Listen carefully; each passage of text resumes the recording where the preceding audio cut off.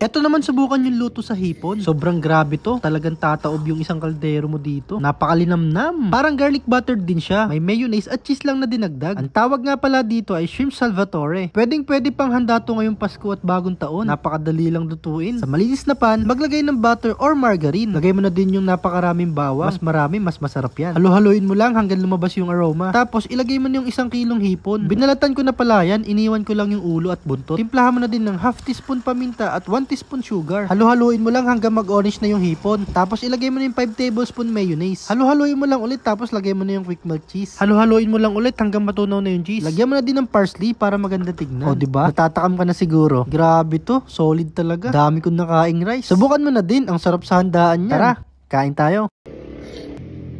Sobrang solid.